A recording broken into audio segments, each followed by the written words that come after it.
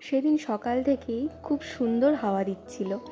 তার আগের দিন রাত্রেবেলা অবশ্য ঝোড়ো হাওয়ার সঙ্গে বেশ খানিকটা বৃষ্টি হয়েছিল, তাই সকাল থেকেই ওয়েদারটা ছিল বেশ ঠান্ডা। যেদিন বেশ ঠান্ডা ঠান্ডা হাওয়া দেয় সেদিন আমার মনটা খুব ভালো লাগে। চারিদিকের পরিবেশটা কেমন যেন একটু অন্যরকম হয়ে ওঠে। তো এই ঠান্ডা ওয়েদারে সেদিন একটু ইলিশ রান্না করেছিলাম। এই বছরে সেমনভাবে আর ইলিশ খাওয়া হয়নি। তো কয়েকদিন আগে বাবা একটা বড় দেখে ইলিশ মাছ নিয়ে এসেছিলেন, কিন্তু ইলিশ মাছটা একটুও স্বাদ ছিল না। তো সেদিনকে একটা ইলিশ মাছ নিয়ে এসেছিলেন। ইলিশ মাছটা ছোট হলেও দারুণ স্বাদ ছিল মাছটায়। তো সেদিনকে সব পদই ইলিশ মাছ দিয়েই করেছিলাম। ইলিশ মাছের মাথা দিয়ে পুঁই শাক, সর্ষে ইলিশ আর কচু পাতায় ইলিশ মাছ ভাপা।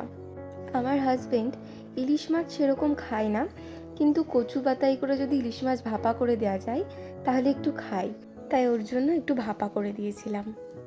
কচু পাতা ইলিশ মাছ ভাপা করলে ওই পাতাটা ফেলে না দিয়ে মাছের মশলা দিয়ে মাখিয়ে ভাত খেতে দারুণ লাগে।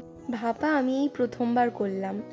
বিয়ের আগে মা করে দিত আর আমরা খেতাম, কিন্তু কিভাবে করে সেটা জানতাম না। কিন্তু এখানে শাশুড়ি মা দেখিয়ে দিয়েছিলেন, সেইভাবেই আমি করেছিলাম।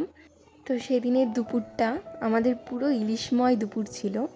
তো যাই হোক, তোমাদের সঙ্গে বেশ কিছু গল্প করলাম ইলিশ নিয়ে। তো তোমাদের সঙ্গে আগে আরও অনেক গল্প হবে। তোমরা কিন্তু ভালো থেকো, সুস্থ থেকো আর সাবধানে থেকো।